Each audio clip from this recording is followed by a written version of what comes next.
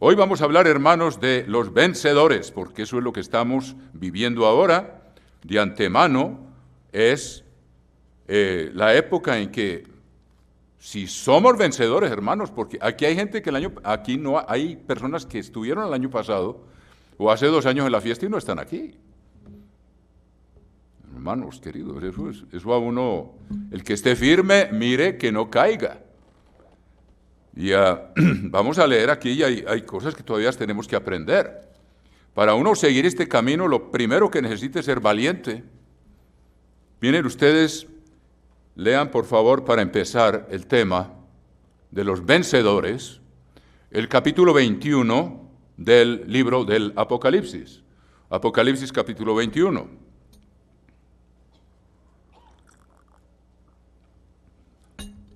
En el capítulo 21 dice, en el versículo 7, dice, el que venciere heredará todas las cosas.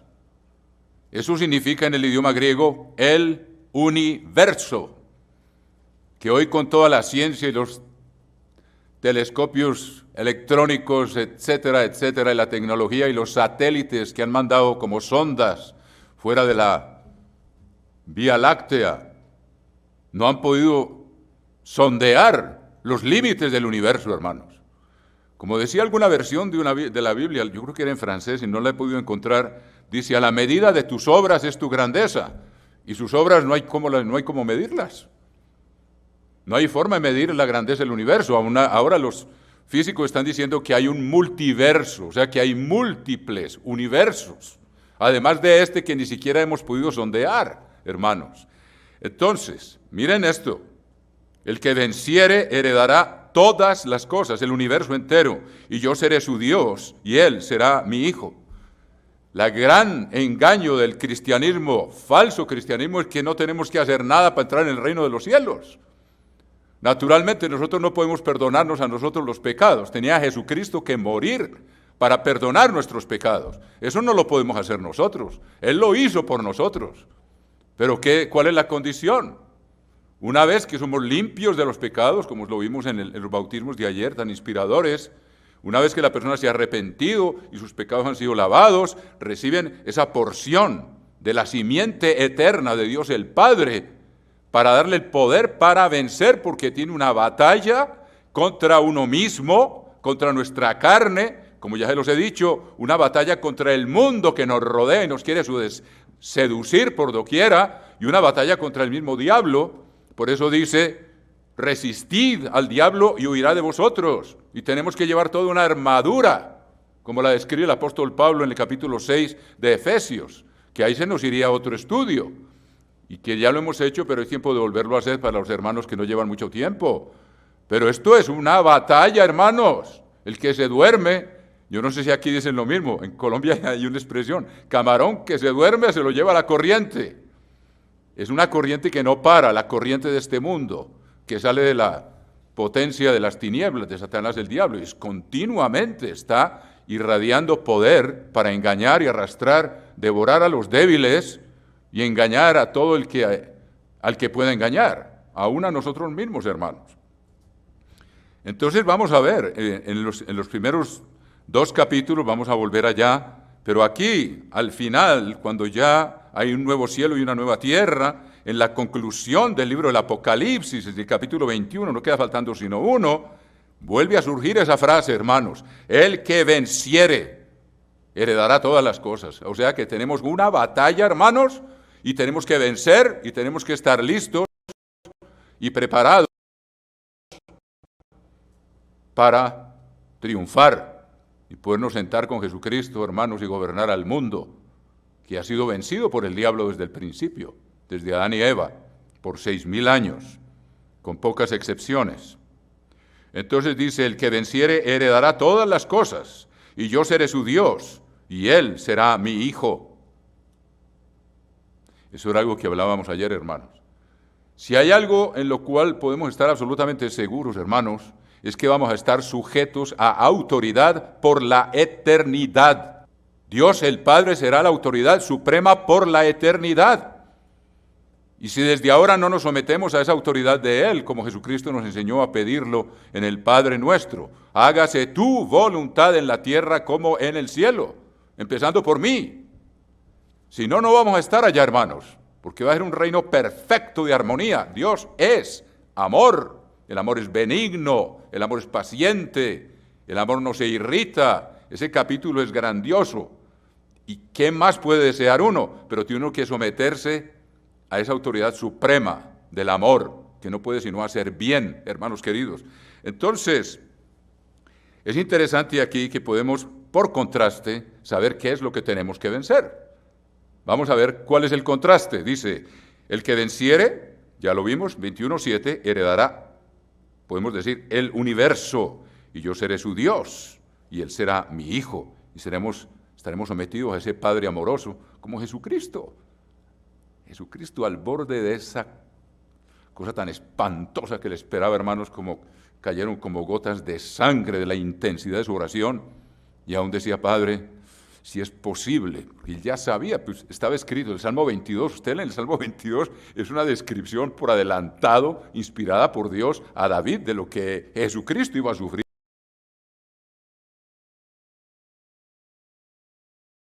lo que iba a ser la crucifixión.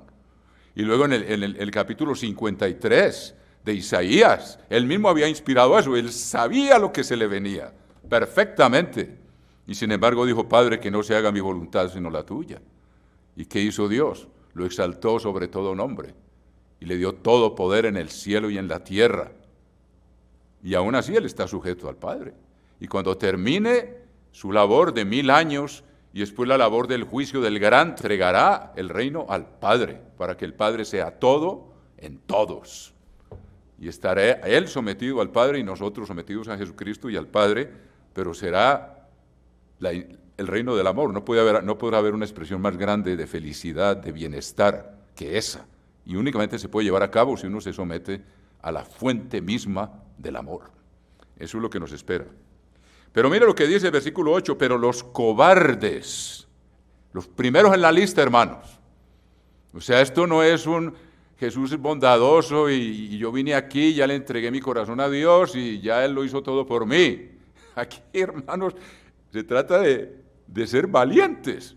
O sea que si los cobardes van para el lago de fuego, ¿quiénes son los que van a reinar con Cristo? Son los valientes. Entonces pongamos unos ejemplos para tener la cosa bien clara en la mente. Daniel fue muy valiente cuando él vio que el rey había asignado la ración de su propia mesa para que ellos también comieran, y Daniel tuvo la valentía de tomar la decisión de no contaminarse aún antes de hablar con el capitán de la guardia que estaba a cargo de ellos. Él dijo, él decidió en su corazón no contaminarse. Y aquí hay personas que no están aquí porque le temen o a un jefe de una empresa, o al director de la escuela, o al profesor.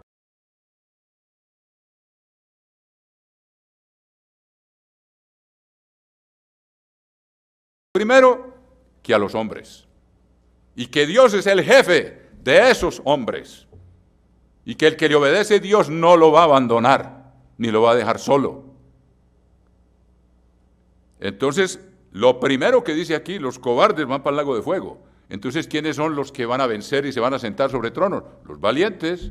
Y Daniel tuvo el valor de ir a hablar y ya había tomado la decisión de no contaminarse, dispuesto a que le cortaran la cabeza porque el que le llevara la contraria a Nabucodonosor, él no tenía que preguntarle al Congreso ni a nadie qué decisión tomar. Lo que él tomara de decisión, eso a lo que se hacía. Ahí lo dice el capítulo 7 o el capítulo 6. Dice, al que quería mataba y al que quería favorecía, pero él no le pedía permiso a nadie, era absoluto.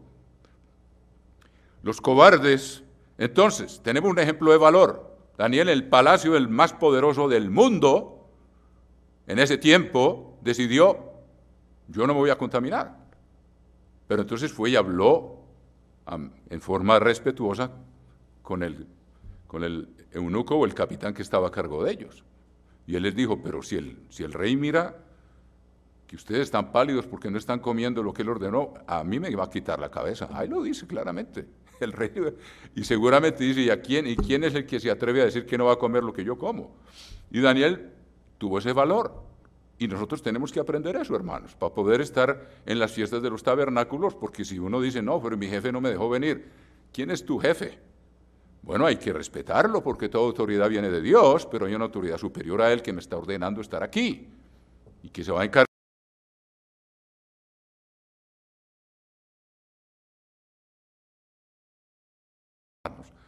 Entonces, es un acto de valentía estar aquí para muchos de ustedes.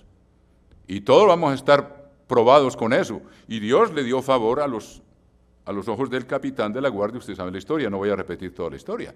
Los 3 amigos de Daniel, un poco después, fueron muy valientes. Si ellos se hubieran acobardado y hubieran adorado la imagen de la bestia, pues habrían vivido por un tiempo ahí bajo la sombra de Nabucodonosor, y a lo mejor si tenían el Espíritu de Dios estaban condenados al lago de fuego. Entonces, y Daniel mismo, salió una ley, ustedes lo leen en el capítulo 6 del libro de Daniel, que le tenían celos a Daniel porque Darío el Medo, parece que era tío de Ciro, el que había conquistado Babilonia, lo quería poner por jefe de todos los sátrapas, porque sabía que tenía una inteligencia y una sabiduría que era superior. Dios lo había dotado de eso. Y sin embargo, era humilde. Es muy importante tener en cuenta eso. El conocimiento suele producir orgullo, pero una persona verdaderamente convertida sabe de dónde viene eso. Y a él siempre que lo llamaron a preguntar qué significa esto, Nabucodonosor o alguien, él siempre dio la gloria a Dios. Dice, yo no soy el que interpreta esto, es Dios el que interpreta. Y José tenía la misma actitud. Bueno, Daniel fue valiente, sabía que si él le oraba a Dios y lo sorprendían, lo iban a lanzar al foso de los leones, que los mantenían con hambre para que cumplieran la función para la cual los tenían ahí. Para eso necesitaba ser valiente. Entonces, aprendamos de esos. Y Jesucristo mismo sabía lo que se le venía y se sometió a la voluntad de Dios y ahora triunfó y es. Todo poder me ha sido dado en el cielo y en la tierra. Dios lo exaltó sobre todo. Pero los cobardes e incrédulos, o sea, falta de fe, es la incredulidad, falta de fe. ¿Por qué falta de fe? ¿Qué le dijo a Jesucristo y qué tenemos que hacer nosotros? Para no ser incrédulos, sino para aprender a confiar en Dios, se necesita ejercicio, como un buen guerrero. Ese ejercicio se llama oración y ayuno. Si uno no ora, siquiera 2 veces al día, el sacrificio de la mañana espiritual, el sacrificio de la tarde, que ya les he explicado mucho acerca de eso, y que los mismos salmos nos marcan ese ritmo desde el principio. Podemos volver a hacer ese estudio, pero es fascinante. Ustedes ven que en los mismos salmos, al principio, el primer salmo habla del justo que medita en la ley de Dios día y noche. Y luego en el Salmo 3 empieza David a hablar de una oración nocturna y luego en la mañana. El Salmo 4 habla de una oración cuando uno se acuesta y el Salmo 5 cuando se levanta. De mañana te buscaré, oh Dios. Y le marca a uno el ritmo, porque esa es la escuela de la oración, y que refleja el corazón de Dios. Y uno aprende, y yo les aconsejo, hermanos, no es por jactarme, sino por decirles que con profunda gratitud, yo le agradezco a Dios, pues yo he leído el libro de los Salmos más de 100 veces, hermano, porque nunca paro de leerlo, y así deberíamos de ser nosotros. Nunca paro de leerlo, todos los días, y luego estudio otro libro, pero ese es el corazón. Usted abra una Biblia, es interesante, en toda la mitad, ahí está el libro de los Salmos. Y uno va aprendiendo cómo piensa Dios, cómo pensaba David, que era según el corazón de Dios. Cuando adquiere ese hábito de asimilarlo y ya aprende, y cada que lo lee, siempre va a haber algo interesante, algo nuevo que no se le había ocurrido a uno. La palabra de Dios es inagotable, como el mismo Dios. Entonces, es de inmenso beneficio, hermanos, para crecer en fe, orar y ayunar con frecuencia. Yo digo en los tiempos que se nos vienen, hermanos, Y cada vez se dan cuenta más que el ayuno es bueno para la salud, aún para los diabéticos, que antes se creía que no era posible, que se les bajaba el azúcar, les iba a dar un coma. ¿Qué va? Dios no nos receta nada que sea malo para nosotros.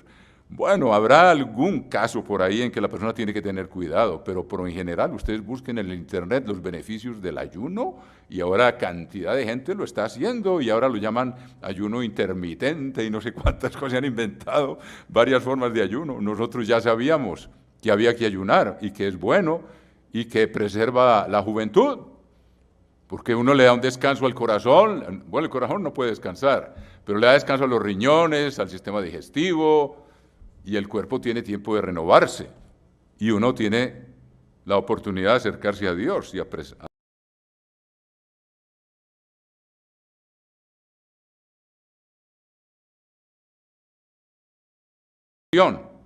oración diaria, ayuno frecuente. Un ayuno una vez por semana de 24 horas no va a matar a nadie, hermanos, no es sino privarse de 2 comidas, hermanos. Si usted come el sábado en la noche y el domingo no desayuna, o ustedes como llaman aquí almuerzo, y tampoco come, y a la tarde cena, se privó de 2 comidas. No es mucho, hermanos. Y es benéfico, La carne se quiere oponer, pero hay que vencer la carne. Y al fruto es apacible, de justicia, de haberse acercado a Dios, de haber utilizado ese tiempo para disciplinarse y para acercarse a la presencia de Dios, para andar con Dios, como Elías, que decía, el Eterno en cuya presencia estoy, y luego Eliseo repetía lo mismo. Entonces, los cobardes, ya vimos, ejemplos de valor, está Daniel, están sus 3 amigos, y el mismo Daniel después, que no le temió al foso de los leones, porque siguió en su relación con Dios. Valientes. Incrédulos son personas que son también miedosas, porque cuando uno no está cerca de Dios, y yo lo digo, si yo no estoy cerca de Dios, tampoco soy muy valiente, que digamos, hermanos. No me confío mucho en mí. Acuérdese de Pedro. Decía, no, Señor, yo estoy dispuesto a ir contigo hasta la muerte. ¿Se acuerdan? Y Pedro era un hombre muy fuerte. Acuérdese que sacó del agua la red llena con, ¿cuántos peces eran? Ciento y pico de peces. Está ahí en el capítulo 20 de Juan. Eso, hermanos, dice, vamos a ver aquí. Subió Simón Pedro y sacó la red, 21:11 de Juan, a tierra llena de grandes peces, 153. Y aún siendo tantos, la red no se rompió. Pedro solo sacó esa red. Tenía que ser un hombre sumamente fuerte. Entonces seguro confiaba mucho en sí mismo, y acuérdese, cuando le llegó la hora de la prueba no estaba listo. Después sí estuvo listo. Y Jesucristo, en su gran benignidad, le hizo repetir 3 veces, ¿me amas? Y Pedro, sí, Señor, tú sabes que te amo. Y en 3 veces, como para sanarlo de las 3 negaciones. Pero se ve el amor y la ternura y la paciencia de Jesucristo, hermanos.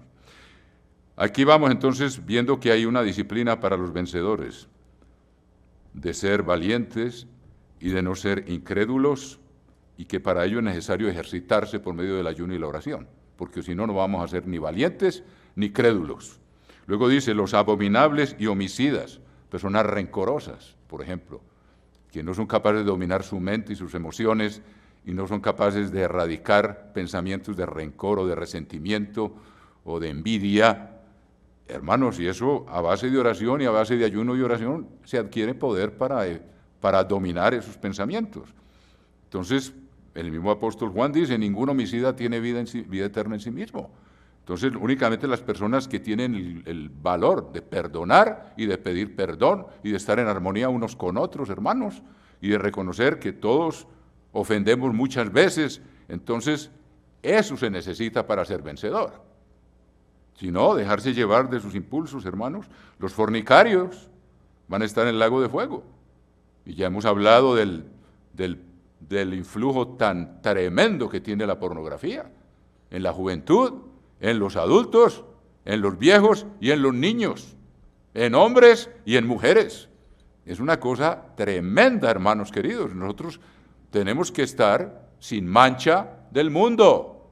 Y se necesita valor, se necesita fe, se necesita fuerza, que únicamente nos viene por el poder del Espíritu de Dios, si lo mantenemos encendido por la oración y por el ayuno, para uno huir de la fornicación, porque es una orden, porque es la atracción que Dios creó para mantener un marido y una mujer juntos de por vida, es sumamente fuerte, pero el diablo se encarga de desviar esa atracción hacia otros rumbos para destruir lo que Dios está haciendo. Dios se está reproduciendo por medio del ser humano. A Satanás se llena de envidia porque él no se puede reproducir. Hay gente que cree que los ángeles tuvieron hijos con mujeres. Hermano, a los ángeles Dios jamás les dijo, creced y multiplicaos. Dios creó millones de ángeles, pero con un número limitado, y nunca ellos no se reproducen, y además son de otra especie. La especie angélica es diferente de la especie humana, que pertenece a la especie divina. Aunque seamos de carne y hueso, tenemos una mente semejante a la del Padre y con el potencial de ser fecundada con el Espíritu Santo de Dios, que los ángeles no tienen. Ningún ángel jamás Dios le ha dicho, tú eres mi hijo, yo te he engendrado hoy, aunque son hijos por creación, y nosotros somos hijos, podemos ser hijos engendrados de Dios. A los que creyeron les dio poder de ser engendrados. Qué buena traducción en ese aspecto del capítulo 1 del Evangelio de Juan. Y eso es una ignorancia terrible, y hay mucha gente que está engañada con eso. Y hay libros escritos sobre cómo los ángeles vinieron, que eran los hijos de Dios, son hijos de Dios por creación, y se casaron con las mujeres allá antes del diluvio. Es absolutamente absurdo, y la iglesia siempre ha enseñado que eso es una falsa enseñanza. Son dos especies distintas de seres, y Dios jamás les dio poder a los ángeles de reproducirse, hermanos. Hay que conocer bien la palabra de Dios y la mente de Dios. Y claro, Satanás trata de desbaratar lo que Dios creó para reproducirse a sí mismo. La reproducción por medio de la sexualidad.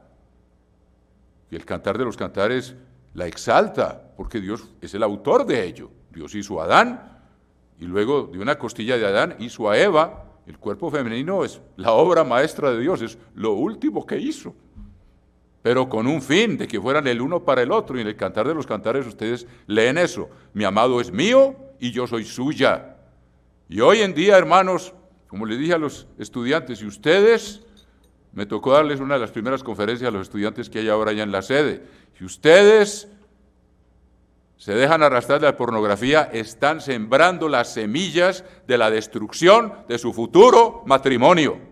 Porque la pornografía es practicar infidelidad a Dios. Y eso produce adicción. Y si ustedes se casan y están adictos a eso, les están siendo fieles e infieles a su mujer, o la mujer al marido. Y un matrimonio sin fidelidad no se sostiene. Jesucristo dice, cuando hay infidelidad, o sea, inmoralidad sexual, cuando se practica, se disuelve un matrimonio. Y Dios que une es el único que puede desunir. Y esa es una de las causales para disolver a un matrimonio. O sea que los jóvenes que ahora quedan atrapados en eso, si no vencen eso, con ayuno y oración, con disciplina, y no exponiéndose a ello, se están cortando su relación con Jesucristo, porque Él no se va a casar con nadie que no sea fiel en lo poco. Y eso lo repito una y otra vez, porque eso está pudriendo la conciencia del mundo entero, como nunca antes en la historia, tal vez en los días de Sodoma. Y allá estamos llegando. Entonces los fornicarios van para el lago de fuego porque no son fieles. Y Dios no va a permitir en su reino una persona que no haya sido fiel en lo poco, en esta corta vida, que está dispuesto a vencer sus instintos y a negarse a sí mismo y a guardarse para un matrimonio feliz, que se va a sostener porque sabe controlar sus ojos, sabe controlar, porque uno después de casado no se acaban las tentaciones. Tiene que aprender a vencer para mantener esa integridad en el matrimonio, hermanos.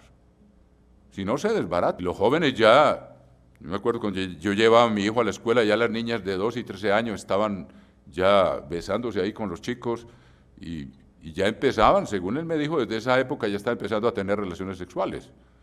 Imagínense una criatura todavía apenas empezando la adolescencia y tiene 1, 2 o 3 novios, luego en la escuela prepa ya tiene otros 2 o 3, y luego entra a la universidad y otros 4 o 5. ¿Qué queda de principio de fidelidad para sostener un matrimonio, hermano? No queda nada. Están acostumbrados a cambiar de amante como cambiar de ropa, tanto los muchachos como las muchachas. Y yo se los digo a ustedes, jóvenes, si quieren estar en el reino de Dios que ya viene, manténganse alejados de eso, porque este mundo está podrido por ese lado. Ya no hay sentido de fidelidad. Lo que enseña el Cantar de los Cantares: mi amado es mío y yo soy suya. Y yo les digo, por algo Dios puso un sello en las mujeres. No quiere decir que el hombre no esté obligado a llegar virgen al matrimonio según la ley de Dios. Pero es interesante que puso un sello en las mujeres, el sello de la virginidad, hermanos. Ahora, como vivimos en este mundo y Dios perdona a los que se arrepienten de verdad, y ya los considera vírgenes después de bautizados. Como dice 1 Corintios, dice: usted ya están limpios.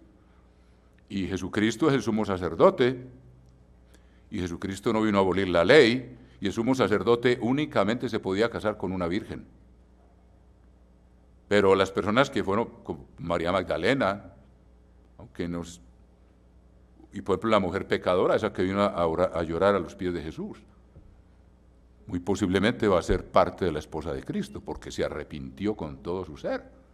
Y una vez que una persona es lavada por el bautismo, y que Dios le ha perdonado los pecados y entra en esa vida nueva, ya es contada como virgen. Por eso los 144,000 son vírgenes.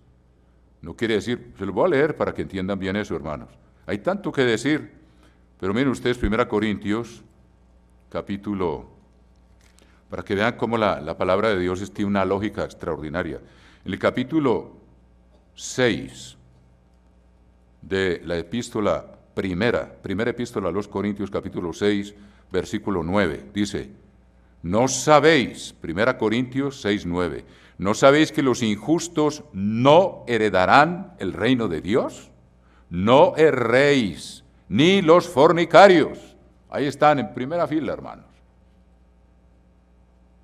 Y hoy lo podemos decir, los adictos a la pornografía y a la inmundicia, porque eso produce otras acciones. No quiero ser demasiado gráfico, pero lo que sale del hombre contamina al hombre. Tenemos que estar lejos de inmundicia y de contaminación. ¿No sabéis que los injustos no heredarán el reino de Dios? No erréis, ni los fornicarios, ni los idólatras. Y cualquiera que no esté aquí para obedecer a Dios y está en otra parte sabiendo que debiera estar aquí por obedecer a un ser humano, ese es su Dios. Le teme más a un ser humano que a Dios. Todavía tiene que aprender.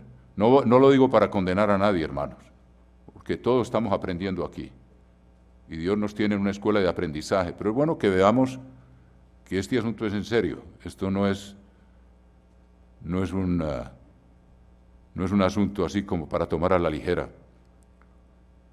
No erréis, ni los fornicarios, porque son infieles. El que no es fiel en lo poco, no es fiel en lo mucho. Jesucristo dijo al que produjo los 5 talentos con los 5 que le dio: bien, siervo fiel en lo poco, has sido fiel en lo mucho, te pondré. Esa es la condición, y Dios nos está juzgando a nosotros ahora. Ni los idólatras, o sea, si uno le obedece más a un ser humano que a Dios, es una forma de idolatría. Poner a esa persona en el lugar de Dios, porque Dios nos está ordenando estar aquí. No es para condenar a nadie, como les digo, hermanos, porque el que está firme, mire que no caiga. Pero para que sepamos que este asunto va en serio y que Dios les dará la oportunidad de arrepentirse y tomarlo en serio. Ni los idólatras, ni los adúlteros. Basta estar codiciando a otra mujer. Si está casado, y si está soltero es fornicario, si está casado es adúltero, aunque sea en un video. Dice que no heredarán el reino de Dios, porque Jesucristo quiere una mujer fiel, que haya sido probada y que ha demostrado que es fiel. Entonces puede saber que en la eternidad, que Dios ya sabe. Dios creó a Lucifer, y Lucifer se rebeló, y Lucifer no fue probado. ¿Ustedes han pensado en eso? Dios creó a Lucifer, le dio gran poder, le dio autoridad sobre una tercera parte de los ángeles, le dio belleza, le dio inteligencia, le dio sabiduría, le dio riquezas. Pero Dios no lo probó antes de darle todo eso. Dios aprende. A los otros seguramente también. Miguel se mantuvo firme, el arcángel Miguel, y Gabriel se mantuvo firme, y millones de ángeles se mantuvieron, pero hubo una tercera parte que se rebelaron. Ellos no habían sido probados antes. Tal vez esa fue la prueba para el resto de los ángeles. Y como les he dicho, por ejemplo, el rey Salomón, ustedes ven al rey David, por todas las que pasó, por lo menos 10 años estuvo su vida pendiendo de un hilo, aprendió a depender de Dios, y no de sí mismo, ni de su habilidad, ni de su valentía, ni de nada. Tenía que depender de Dios día y noche para que le salvara la vida. Y usted lee en la historia y tuvo que depender de Dios constantemente, y Dios le enseñó eso. Por eso perseveró, pero fue probado primero. José fue probado primero. Es interesante que a los 17 años lo vendieron, y ustedes saben, esa es otra historia muy linda para estudiar, maravillosa. Pero Dios, antes de hacerlo primer ministro, la primera potencia mundial de esa época, primero lo probó. Lo probó a ver si era fiel cuando la mujer del patrón trató de seducirlo, y luego lo probó en la cárcel para que a ver si perseveraba, y José nunca se desanimó. Él sabía que Dios le iba a cumplir, le iba a realizar sus sueños que le había dado, y se los dio, y más de lo que él se imaginaba. Hace poco estuve leyendo esa historia, y los hermanos cómo se burlaban de él cuando les contó los sueños, que era falta de madurez de José. Él no debía haber estado, oye, en lo que me soñé, ¿cierto? Miren lo que soñé, que ¿cómo es que se llama el conjunto de espigas en todo caso? Pero dice, todas las demás, la mía estaba en el centro y las demás se inclinaban a mí.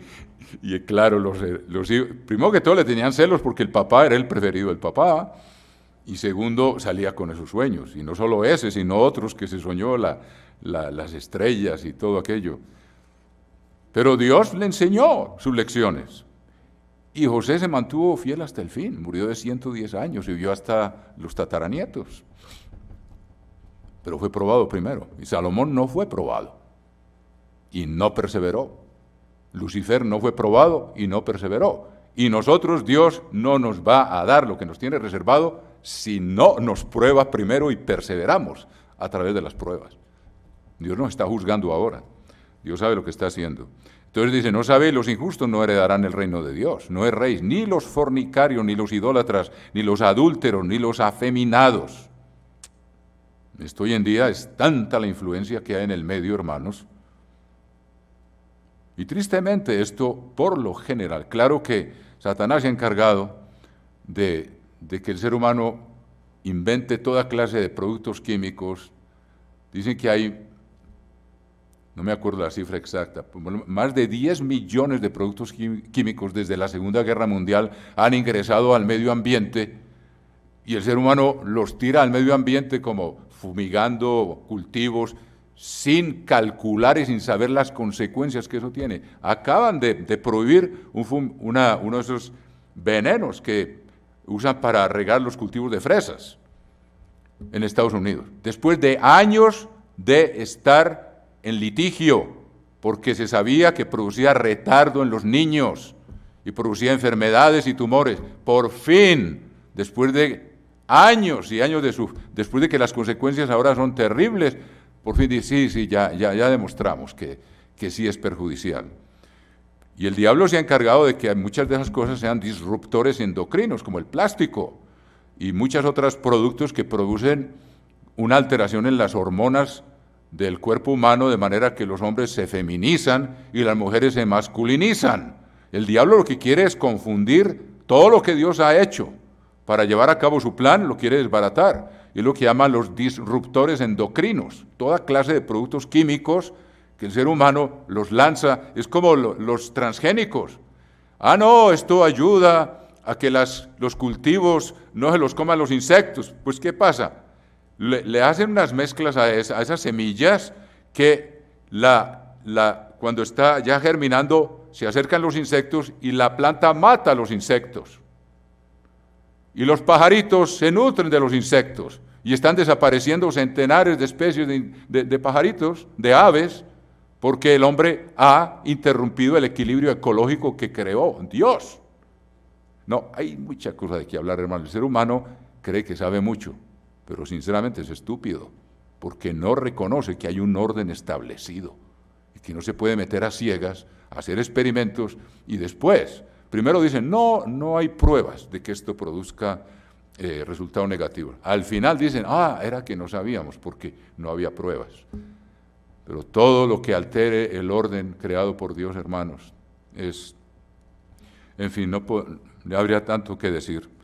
Pero el diablo se ha encargado de desbaratar el orden. Y hablando de los afeminados, muchas veces hay tanto producto químico que afecta las hormonas. De modo que, como les digo, los hombres se feminizan y las mujeres se masculinizan. Y eso es lo que el diablo está creando, confusión. Y eso crea afeminamiento en muchos seres humanos. Pero la peor causa de eso es el divorcio y el abandono de los hijos.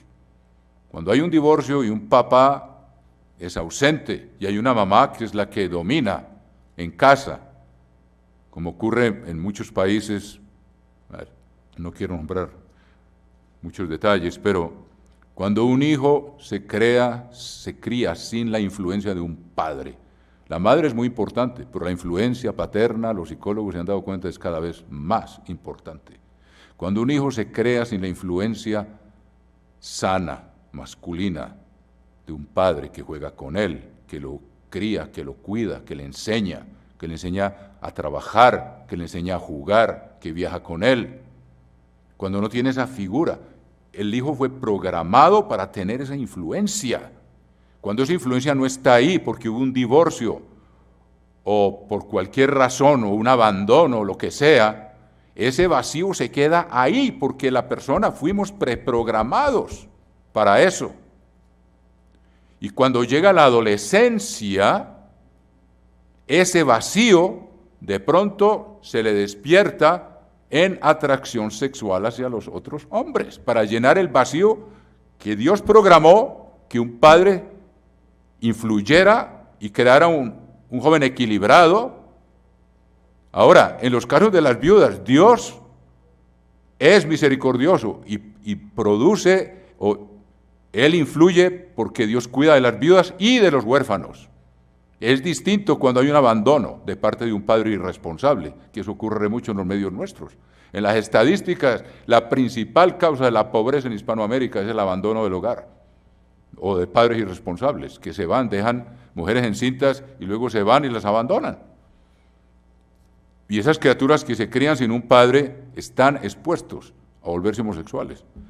Pero Dios, en su gran misericordia con los huérfanos, Dios por lo general produce una influencia positiva de algún tío o de alguien que llene ese vacío, o Dios en su gran misericordia se encarga de que el perjuicio no sea tal, porque Él cuida de el defensor de huérfanos y protector de viudas. Y eso se ha visto. Pero eso se produce más que todo cuando hay un abandono y cuando hay irresponsabilidad.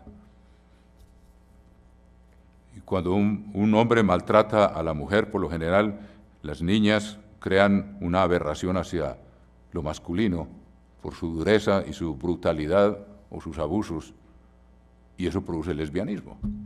O sea que un mal produce otro, y así. Eso no es todo, pero son cosas que se sabe que son así.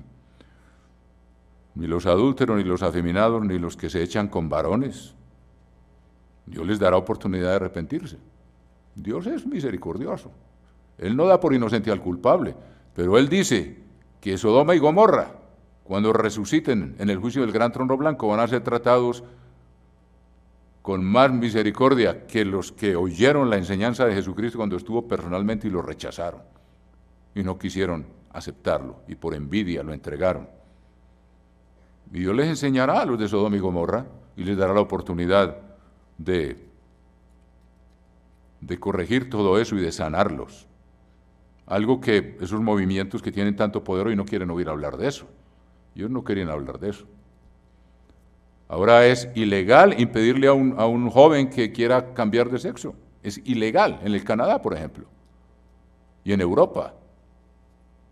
Y la Asociación de Pediatras en Estados Unidos ya aceptó de que si un joven o un niño resultó que dice que quiere ser mujer, no le pueden negar el tratamiento de hormonas para que se sienta que es mujer, pero tiene que ser algo artificial.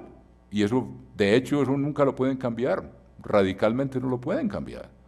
Y produce gran frustración y el mayor índice de suicidios ocurre entre personas que se han cambiado de sexo porque se dan cuenta que nunca logran lo que quisieron ser y ya perdieron lo que pudieron haber sido y ya no tienen remedio y ya se ven entre la espada y la pared y muchos cometen suicidio.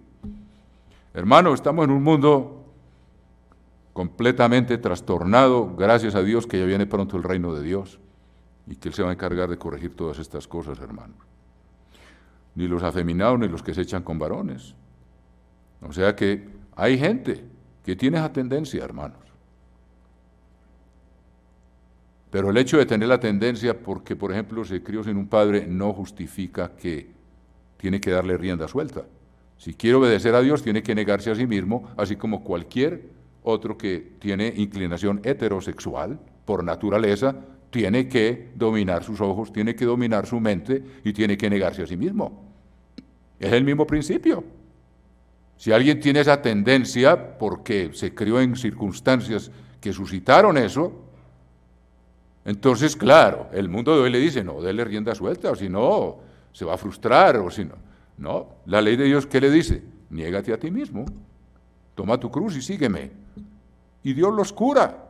Dios ha curado a mucha gente, lo que pasa es que ellos no quieren, ese movimiento es muy poderoso y no quieren que la gente sepa que pueden ser sanados de esas tendencias. Dios las puede sanar. Dios, Jesucristo, el límite no tiene límite su poder. Ni los ladrones. ¿Y cuál es un vencedor? El que antes robaba, ahora trabaja para dar a los que tienen necesidad. Hace lo contrario. Eso es vencer, como dice el libro de los Efesios. Ni los avaros, que es idolatría, el amor al dinero, hasta el punto de no darle a los que necesitan o de no pagarle a Dios lo que le pertenece. Ni los borrachos. La persona que no vence esas tendencias no va a entrar en el reino de los cielos. Ni los maldicientes, ni los estafadores heredarán el reino de Dios. ¿Y quiere decir esto? Tenemos que vencer todas esas cosas. Y esto erais algunos de vosotros, dice el apóstol Pablo, incluyendo homosexualidad y gente afeminada, etcétera, etcétera. Y esto eran algunos, mas ya habéis sido lavados, ya habéis sido santificados, ya habéis sido justificados en el nombre del Señor Jesús y por el Espíritu de nuestro Dios. Cuando una persona se arrepiente, Dios la sana y la limpia. Y fíjense que en el capítulo 11 de la segunda epístola a los Corintios los llama vírgenes. Miren ustedes. Por eso los 144,000 son vírgenes, no quiere decir que nunca se casaron, pero quiere decir que se arrepintieron de sus pecados y fueron lavados de sus pecados. Y en el capítulo 11 de la segunda epístola a Corintios, miren ustedes cómo se conecta esto, dice el apóstol Pablo.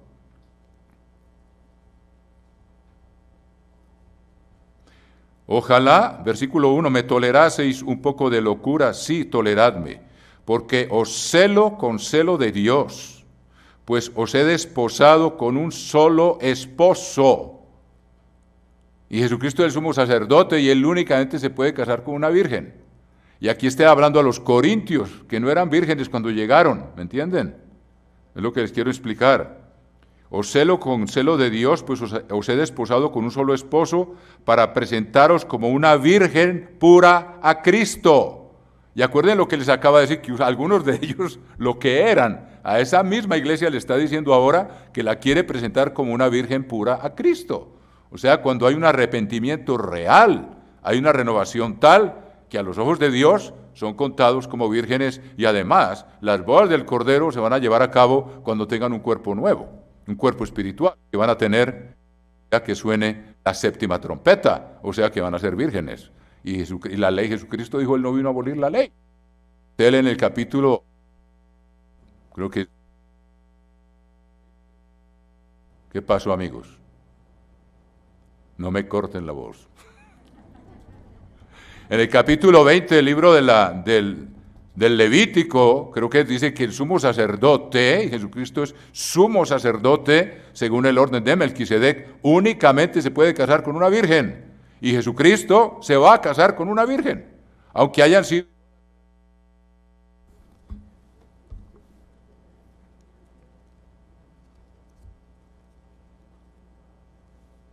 Bueno, ya volvió. Aquí el ángel Miguel va a arreglar este asunto. Ah, es culpa mía, ¿no ve? Muchas veces ocurre así. Uno no acaba de aprender lecciones, hermano, no van a creer que yo me las sé todas. Ahora este verano aprendí cosas fundamentales en las relaciones entre nosotros mismos, con mi propio hijo. Yo era bregando a cambiarlo, cuando me di cuenta que el que tenía que cambiar era yo. Se los digo de verdad, hermanos. Uno tiene que estar dispuesto a aprender a cualquier hora, uno nunca acaba de aprender. Me di cuenta que había cosas que yo creía que era el que tenía que cambiar era yo. Uy, uy, uy, si uno tiene que aprender, hermano. Tenemos que mantener siempre ese espíritu así, porque para que Dios pueda trabajar con nosotros. Entonces, mire que Dios los quiere presentar como una virgen pura a Cristo, como dice aquí en capítulo 11 de 2 Corintios, y fíjense que todo concuerda en la Biblia, hermanos. Y en el capítulo 20 del libro 21, perdón. Capítulo 21 del libro del Levítico dice, versículo 10, y el sumo sacerdote entre sus hermanos, y recuerde que nosotros somos hermanos de Cristo, aquí está hablando del sumo sacerdote entre los descendientes de Aarón, pero sabemos que nosotros pertenecemos a un sacerdocio superior, que es espiritual. Y el sumo sacerdote entre sus hermanos, sobre cuya cabeza fuere derramado el aceite de la unción, y que fue consagrado para llevar las vestiduras, no descubrirá su cabeza, ni rasgará sus vestidos, ni entrará donde haya alguna persona muerta. Jesucristo entraba donde había alguna persona muerta, pero la resucitaba, o sea que en lugar de contaminarse, la santificaba. O sea que Él no transgredió esto porque Él no se contaminó, sino que le tomó la mano a la niñita, la hija de Jairo, que estaba muerta, y se resucitó. O sea que Él no se contaminó, sino que antes la santificó a ella. ¿Sí ven? Y luego dice, versículo 13, tomará por esposa a una mujer virgen. No tomará viuda, ni repudiada, ni infame, ni ramera, sino tomará de su pueblo a una virgen por mujer. Y Jesucristo va a cumplir esta ley. Aunque los que haya llamado, al principio no eran, pero después de haber sido lavados por su sangre, por el bautismo, de haber recibido el Espíritu Santo, de haber sido vencedores y haber perseverado hasta el fin, van a ser vírgenes. Y van a ser transformados y recibir un cuerpo nuevo, constituido de puro espíritu, salido de las entrañas de Dios el Padre, que es puro y que va a estar virgen. Entonces Dios, la palabra de Dios no falla, hermano. Y no hemos ni siquiera empezado el tema por el cual yo pensé que íbamos a tratar hoy.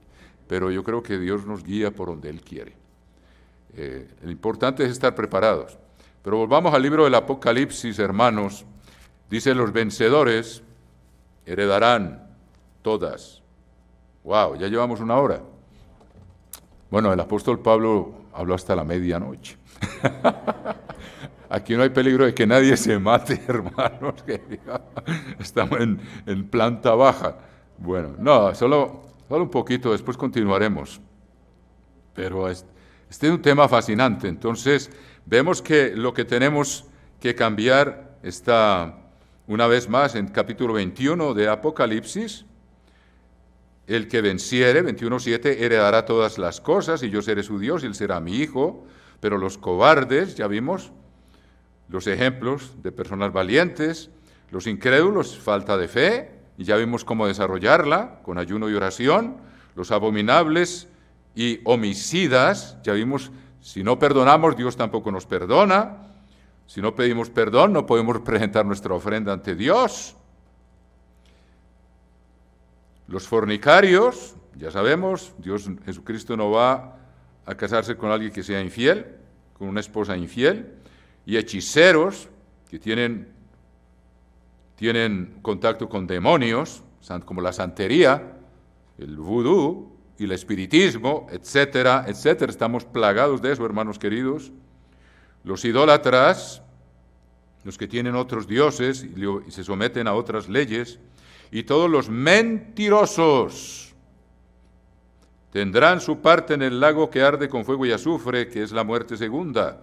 O sea que tenemos que aprender a decir la verdad siempre, hermanos, porque Dios aborrece la mentira, porque Satanás es padre de la mentira. Y Jesucristo siempre habló la verdad, y Él es la verdad. Y su palabra es verdad. Entonces vamos al capítulo 2 del libro del Apocalipsis para ver un poco, hermanos, esto es el principio y luego estudiaremos más. En el capítulo 2 del libro del Apocalipsis vamos a leer los últimos versículos y dice, versículo 7 del capítulo 2 del libro del Apocalipsis, dice, el que tiene oído, Apocalipsis 2:7, oiga lo que el Espíritu dice a las iglesias. O sea que cada mensaje a cada una de estas iglesias no es solo para esa iglesia en particular, sino para las otras 6. Todos los mensajes dice, el que tiene oídos oiga lo que el Espíritu dice a las iglesias. O sea que tenemos que aprender de lo que la instrucción que Jesucristo le dio a cada una de las eras de la iglesia. El que tiene oído, oiga lo que el Espíritu dice a las iglesias, Apocalipsis 2:7, al que venciere, le daré a comer del árbol de la vida, el cual está en medio del paraíso de Dios. Esa es la primera promesa para los vencedores. Los que venzan la mentira, los que venzan la falta de fe, los que no sean cobardes, los que sean valientes, etc. Ahora, ¿dónde está el paraíso de Dios? Ahora, hermanos, porque dice, al que venciere, le daré a comer del árbol de la vida, el cual está en medio del paraíso de Dios. Sabemos que en el capítulo 2 del Génesis, Dios puso un árbol de la vida ahí, pero ya no está aquí en la tierra. En el capítulo 2 del libro del Génesis, versículo 9 dice, y el eterno Dios hizo nacer de la tierra todo árbol delicioso a la vista y bueno para comer. Si ven, Dios no quiere que nos neguemos cosas buenas. Las carnes que Dios permite son las mejores, hermanos. Y cuando uno se acostumbra a lo que Dios, cuando hay un asado de cerdo, aquello tiene un olor acre terrible, hermano. No sé si a ustedes les molesta, pero cuando están asando carne de cerdo, eso produce un olor acre, que es la gente que no está acostumbrada no se da cuenta, pero cuando uno empieza a practicar, pero por ejemplo ayer vimos que aquella carne asada era de suave olor, como los animales limpios que se ofrecen sobre el altar dice que son de olor grato a Dios. Es la carne de un animal limpio, cuando se asa huele muy distinto a la de un animal inmundo. Entonces dice, el Eterno hizo nacer de la tierra, o sea que Dios no nos prohíbe las cosas buenas. Aquí dice, hizo nacer de la tierra todo árbol delicioso a la vista. Él quiere que no neguemos cosas que no debemos estar viendo, pero Él nos permite que nos deleitemos con un paisaje, con un atardecer, con un paisaje sobre el mar, con las montañas nevadas, con la primavera llena de flores, con el otoño cuando las hojas toman aquellos colores rojizos, y todo es como una fiesta y es una belleza. Ustedes han oído las 4 estaciones de Vivaldi, que es hermosísimo y está inspirado en la creación de Dios, y es hermoso, y produce buenos frutos. Esa música, uno la juzga por los frutos. Y Dios hizo nacer de la tierra todo árbol delicioso a la vista y bueno para comer. Y también el árbol de la vida en medio del huerto y el árbol de la ciencia del bien y del mal. Pero fíjense que Él no quiere negarnos las cosas buenas. Aquí en la fiesta, ¿qué dice?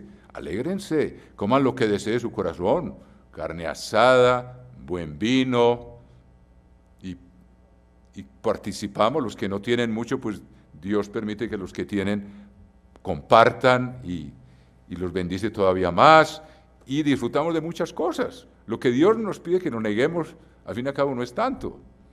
Pero fíjense que solamente había un árbol del cual no debían de comer y todos los demás eran deliciosos, no solo para ver, y seguro el aroma. Ustedes han visto el aroma de una naranja o el aroma hay frutos que tienen un aroma exquisito, y luego el aroma como que hace parte también del sabor, y aquello todo está hecho por Dios para que lo disfrutemos.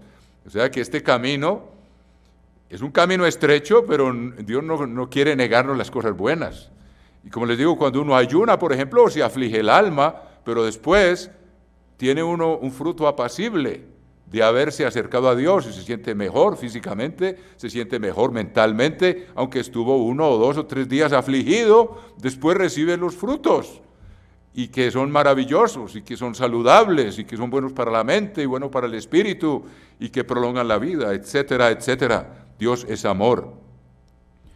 Entonces, y ahí estaba también el árbol de la vida, pero ahora dice que está en el paraíso de Dios. ¿Dónde está el paraíso de Dios ahora? Veamos, el apóstol Pablo fue arrebatado allá aún, y el apóstol Juan también. Ustedes saben, en el capítulo 4 del Apocalipsis, él vio una puerta abierta y le dijo, ven acá. Y ahí mismo había estado el apóstol Pablo. Él no sabe si en el espíritu o en el cuerpo, pero eso era una dimensión espiritual, hermanos. Entonces veamos lo que dice el apóstol Pablo en el capítulo, 2 Corintios, capítulo 12. Dice, versículo 1, ciertamente no me conviene gloriarme, pero vendré a las visiones y a las revelaciones del Señor. Conozco a un hombre en Cristo que hace 14 años, si en el cuerpo no lo sé, si fuera del cuerpo no lo sé, Dios lo sabe, fue arrebatado hasta el tercer cielo.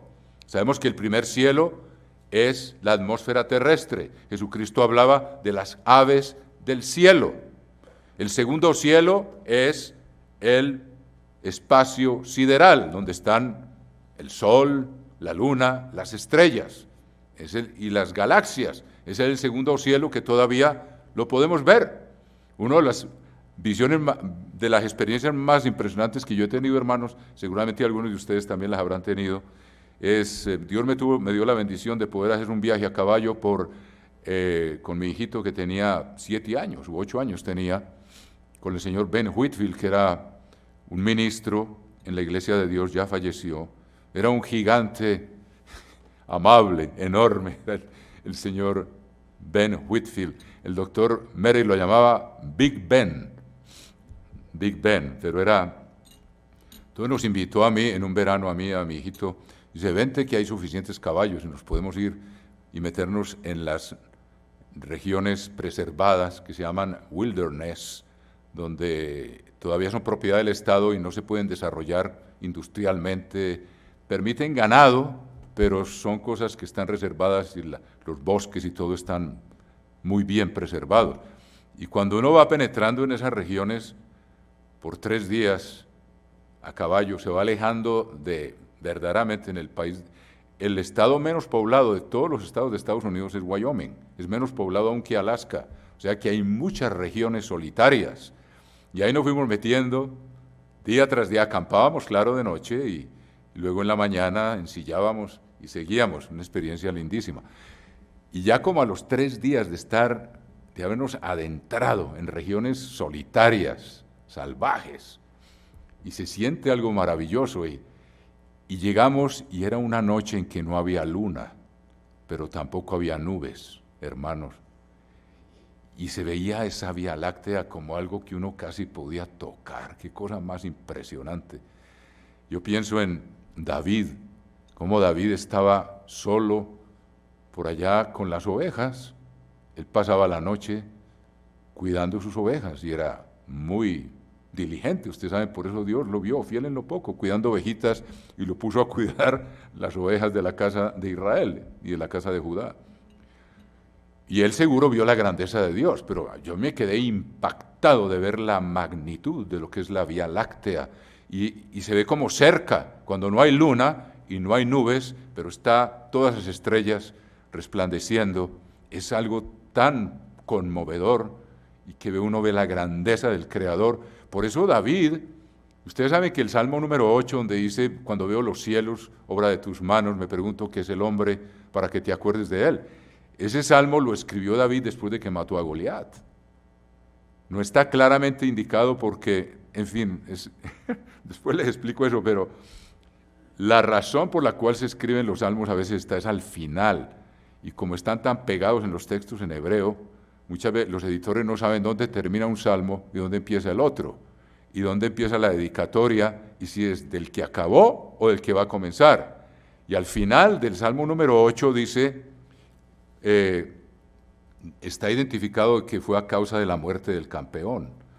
Es Mutlaben, y hay gente que conoce muy bien la Biblia. En el capítulo 8 de los Salmos termina y luego empieza el Salmo 9, y resulta que esa parte donde dice al músico principal sobre Mutlaben quiere decir la muerte del campeón, Salmo de David, eso le pertenece todavía al Salmo 8. Entonces, David veía la grandeza de la creación de Dios.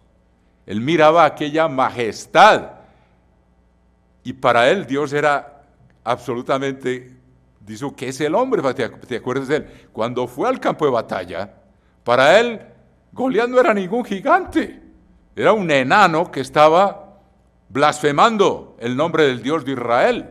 Él no lo vio como un gigante porque él venía de estar en contacto con Dios, como ninguno de ellos, porque pasaba tiempos en esas soledades. Es otro estudio muy lindo de ver los siervos de Dios. Moisés, ¿cuántos años? 40 años pasó cuidando las ovejas del suegro, y seguro esas noches en el desierto eran así impresionantes.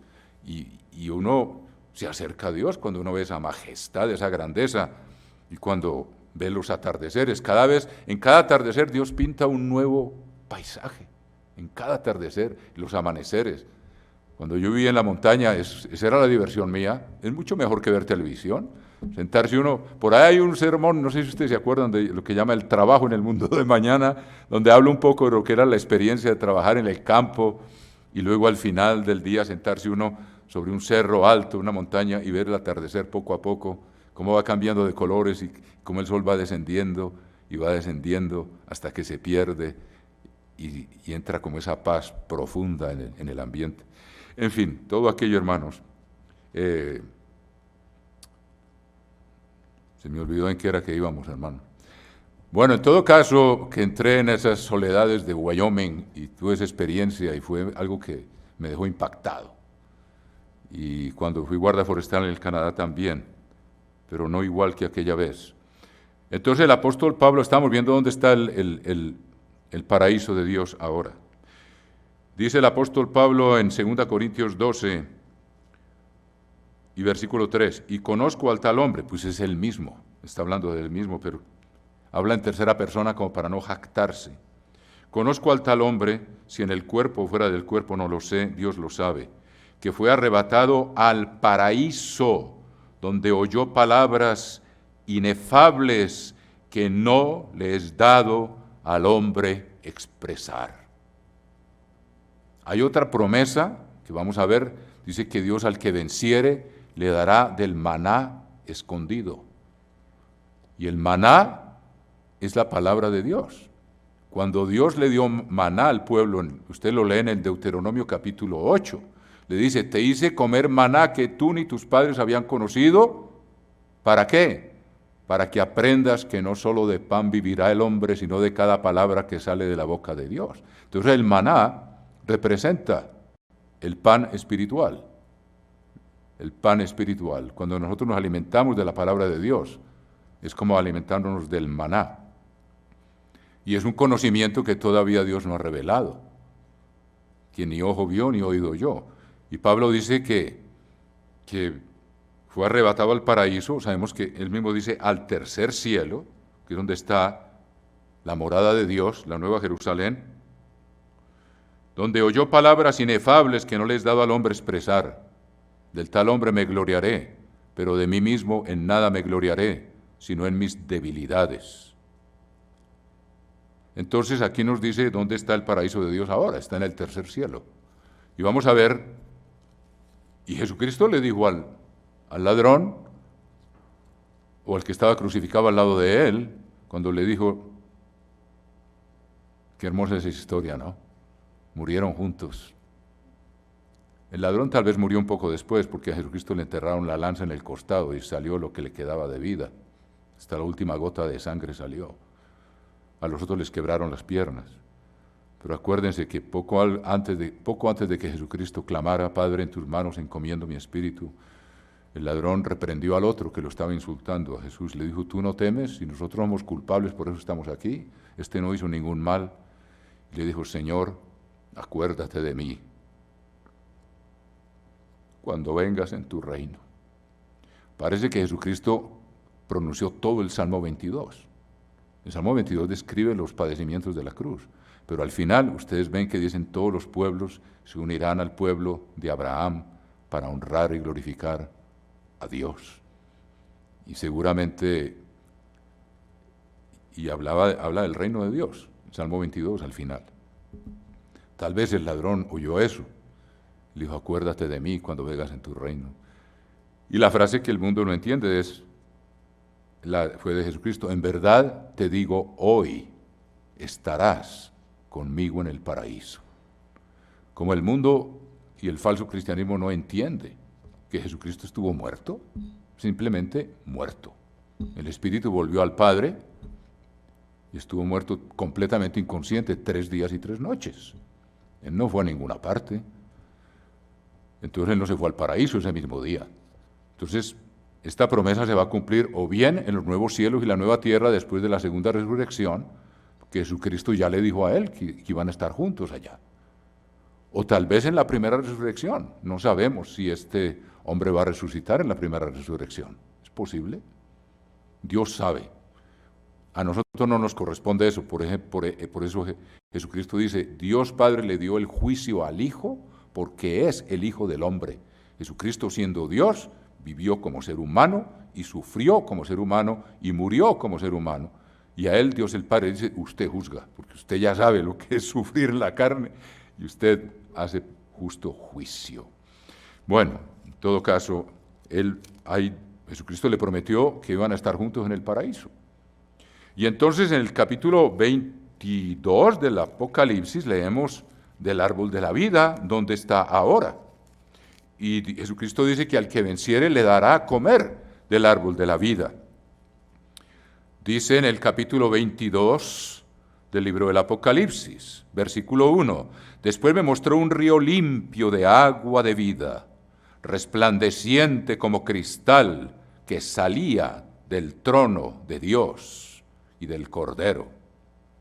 En medio de la calle de la ciudad, está hablando de la Nueva Jerusalén, y a uno y otro lado del río estaba el árbol de la vida, que produce 12 frutos, dando cada mes su fruto, y las hojas del árbol eran para la sanidad de las naciones.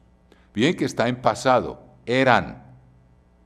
Para estas alturas ya no va a haber enfermedad, ni maldición, ni muerte. Mírenlo ustedes mismos en el capítulo 21, versículo 4 de Apocalipsis dice, enjugará Dios toda lágrima de los ojos de ellos, y ya no habrá muerte, ni habrá más llanto, ni clamor, ni dolor, porque las primeras cosas pasaron. O sea, cuando estamos en esta dimensión de los nuevos cielos y la nueva tierra, ya no es necesario que esas hojas sean para la sanidad de las naciones, porque las naciones serán salvas. Fíjense lo que dice aquí, en el capítulo 21, versículo 24, 21-24, y las naciones que hubieren sido salvas, ya serán seres espirituales, hermanos. Si hay tiempo podemos estudiar esto el último gran día, pero no les no les garantizo, hermanos. Y las naciones que hubieren sido salvas andarán a la luz de ella, a la luz de la nueva Jerusalén que ya está aquí. Y los reyes de la tierra traerán su gloria y honor a ella. Sus puertas nunca serán cerradas de día, pues allí no habrá noche. Y llevarán la gloria y la honra de las naciones a ella. O sea que todavía va a haber naciones y van a ser seres espirituales. No entrará en ella ninguna cosa inmunda o que hace abominación y mentira. Eso es para una advertencia para nosotros ahora. No quiere decir que allá en ese tiempo va a haber gente abominable y mentirosa. Esto es un paréntesis para nosotros ahora, para saber que para poder estar allá tenemos que haber vencido estas cosas. Sino solamente los que están inscritos en el libro de la vida del Cordero. Después me mostró un río limpio de agua de vida, resplandeciente como cristal, que salía del trono de Dios y del Cordero. Ese es el Espíritu Santo, como ríos de agua viva. Y fíjese que dice el trono de Dios y del Cordero. El Espíritu Santo no está ahí sentado. El Espíritu Santo es el poder que emana de Dios. Es un río de agua de vida. Fíjese cómo Jesucristo lo describió en el capítulo 7 del Evangelio de Juan. Como está todo relacionado aquí. En el capítulo 7, versículo 37 del Evangelio de Juan, miren cómo Jesucristo se refiere al Espíritu Santo y vamos a ver que equivale exactamente al río de vida que emana del trono de Dios y del Cordero, que es la presencia, el poder de Dios que ni los cielos de los cielos lo pueden contener. Dice, en el último gran día de la fiesta, Juan 7:30, Jesús se puso en pie y alzó la voz diciendo, si alguno tiene sed, venga a mí y beba. El que cree en mí, como dice la Escritura, de su interior correrán ríos de agua viva. Esto dijo del Espíritu. Esto dijo del Espíritu. ¿Qué dijo el Espíritu? Ríos de agua viva. Esto dijo del Espíritu que habían de recibir los que creyesen en Él, pues ha venido el Espíritu Santo, porque Jesús no había sido aún glorificado. Ahora, miren el capítulo 22, ¿qué dice? Después me mostró un río limpio de agua de vida. ¿Qué dijo Jesucristo del Espíritu? Que era como ríos de agua viva. Ahí lo tienen, resplandeciente como cristal, que salía del trono de Dios y del Cordero. Como enseña la Iglesia, columna y baluarte de la verdad, el Espíritu Santo no es una persona, es el poder que emana de Dios y está representado aquí como agua viva que fluye continuamente de la presencia de Dios.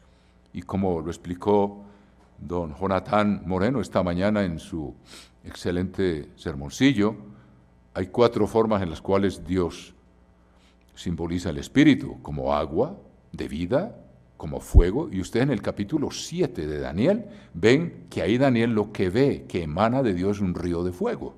Aquí Juan ve un río de agua viva, pero es el mismo Espíritu, como agua, como fuego, como aceite y como aire, como viento, ruaj. Ruaj significa viento o espíritu o aliento. Ahora miren lo que dice después. Entonces ven que ese río sale del trono de Dios, lo que emana de Dios. Y vamos a ver que eso es lo que nutre el árbol de la vida, para que dé fruto el árbol de la vida. ¿De dónde saca esa savia, ese poder? Eso emana de Dios mismo. Y todavía no entendemos bien cómo va a ser eso, pero Dios dice que si somos vencedores y como nosotros vamos a tener acceso a la ciudad de Jerusalén y aún allá se llevarán las bodas del Cordero, vamos a poder comer de ese árbol que está ahí en el paraíso de Dios, en la Nueva Jerusalén. ¿Cómo será aquello? Es árbol que está nutrido por el río que emana de Dios, del Padre y de Jesucristo, del Espíritu. Y recuerden que en el Salmo número 1 dice, el justo es como un árbol que está sembrado junto a corrientes de agua, que da su fruto a su tiempo. Y es una comparación del árbol de la vida. ¿Cómo será aquello de comer de ese fruto, hermanos? Va a ser algo extraordinario. Ya tendremos cuerpos espirituales, pero sabemos que Dios sigue siendo la fuente de todo. El Padre va a ser nuestro Creador y va a seguir siendo el que produjo ese cuerpo que tenemos, y a lo mejor hay nutrición espiritual que vamos a necesitar. Es factible, hermano, no voy a ser dogmático porque hay cosas que todavía no sabemos. El mismo Pablo dijo que allá oyó cosas que no le era dado expresar, pero dice, y en medio de la calle de la ciudad y al uno y otro lado del río estaba el árbol de la vida que produce 12 frutos, dando cada mes su fruto, y las hojas del árbol eran para la sanidad de las naciones. Se refiere al libro de Ezequiel, para que vean ustedes aquí el capítulo 44 de Ezequiel, hermanos, que ahí hay una visión aquí en la tierra durante el milenio, que va a ser como una representación de lo que estamos viendo aquí ya en los nuevos cielos y la nueva tierra, y vemos todo está conectado, hermanos. Entonces en el capítulo 44, creo que es 44, dice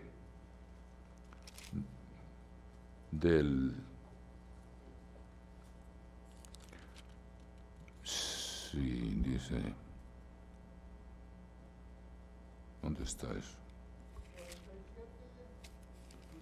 Cuando habla del río de agua viva. Sí, perdón, gracias. Filemón es el escriba, es gran conocedor de la Biblia. Desde siempre ha sido así. Las aguas salutíferas. Y luego dice, capítulo 47, veamos el capítulo 47. Gracias. Dice, y junto al río en la ribera, a uno y otro lado, crecerá toda clase de árboles frutales. Sus hojas nunca caerán, ni faltará su fruto. A su tiempo madurará, porque sus aguas salen del santuario. Fíjese que es figura de lo que vimos en el capítulo 22 de Apocalipsis. Pero esto es todavía aquí en la tierra durante el milenio. El capítulo 22 de Apocalipsis son los nuevos cielos y la nueva tierra, después de que hayan sido transformados en sustancia espiritual, cuando ya la materia habrá cumplido su razón de ser y ya no habrá más materia. Eso todavía no lo alcanzamos a entender bien, pero va a ser así, hermanos. Y sus hojas nunca caerán, ni faltará su fruto. A su tiempo madurará, porque sus aguas salen del santuario, y su fruto será para comer, y su hoja para medicina. Hay quienes creen que el árbol de la vida es el olivo. Es posible, porque ustedes saben que el aceite de oliva es símbolo del Espíritu de Dios y sale de las aceitunas. Es factible. Y saben ustedes que una de las medicinas más poderosas que hay, que combate bacterias que los antibióticos más potentes no pueden destruir, son las hojas de olivo.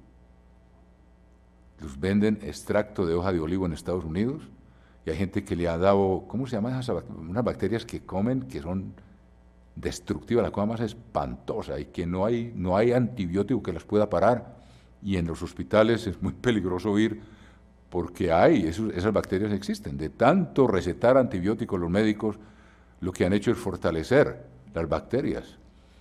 Y hay bacterias que no hay forma de destruirlas, y con hoja de olivo se puede combatir. Y eso es algo que hoy en día existe. Pueden ustedes averiguarlo, es interesante eso. Pero sabemos que aquí ya no va a haber maldición, hermanos. Pero las aguas que van a nutrir ese árbol de la vida es el río que sale de la presencia de Dios el Padre y de Jesucristo, y nosotros vamos a poder comer de él. Dice que al que venciere le dará a comer del fruto del árbol de la vida. Va a ser una experiencia absolutamente maravillosa, aunque ya tendremos vida eterna, pero aún nutrirse de ese árbol que se nutre también del Espíritu que sale de Dios. Eso nos da a entender que Dios es todo en todos. Es todo en todos, hermanos.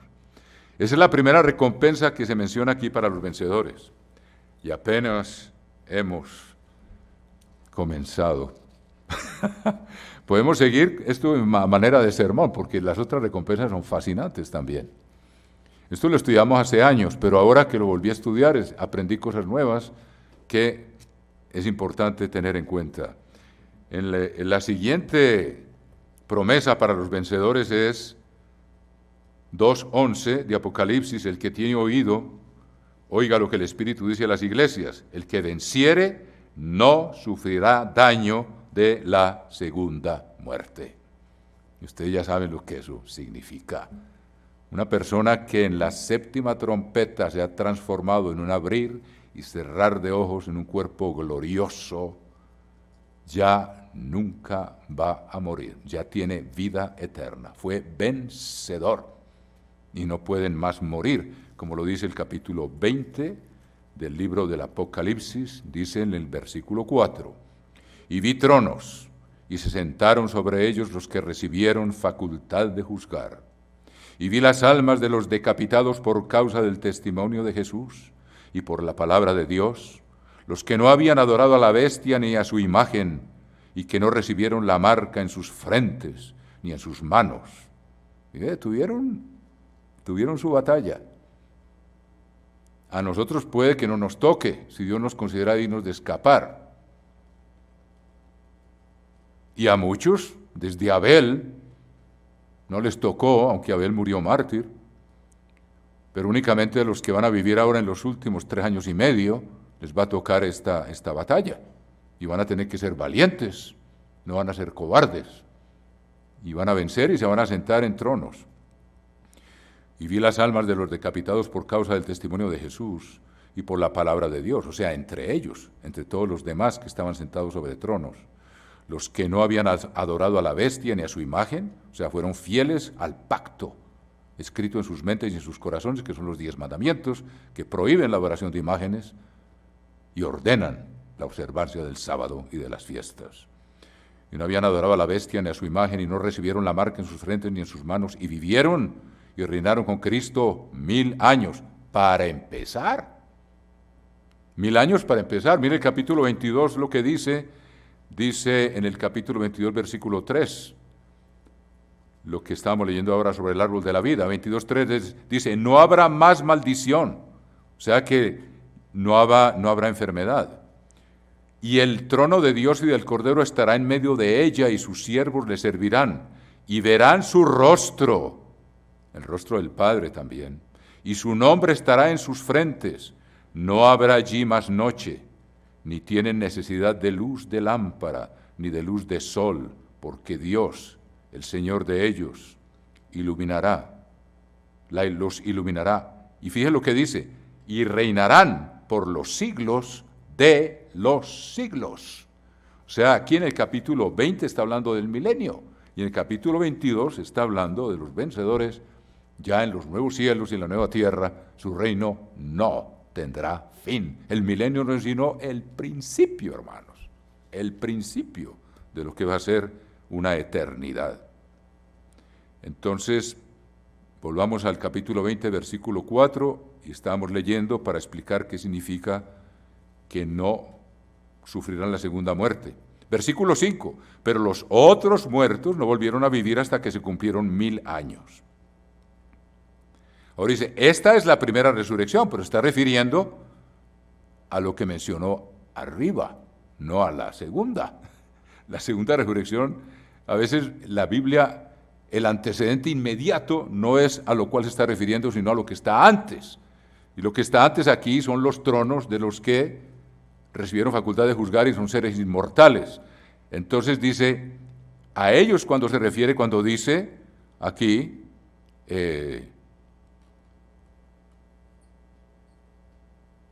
cuando dice, esta es la primera resurrección, está refiriendo a los que se sientan en tronos, no a los que resucitan 1000 años después. Y luego dice, bienaventurado y santo el que tiene parte en la primera resurrección. La segunda muerte no tiene potestad sobre ellos, sobre esto, sino que serán sacerdotes de Dios y de Cristo y reinarán con él 1000 años, para empezar, y cuando haya nuevos cielos y nueva tierra, por los siglos de los siglos. Entonces, esa es la segunda bendición para los vencedores, hermanos. O sea que vale la pena la batalla que tenemos. Hermanos, vamos a parar aquí para que tengan una noche tranquila, apacible. Gracias por estar juntitos acá todos, casi todos. Y mañana nos veremos. Que Dios les dé una buena noche y un sábado muy feliz, mis queridos hermanos.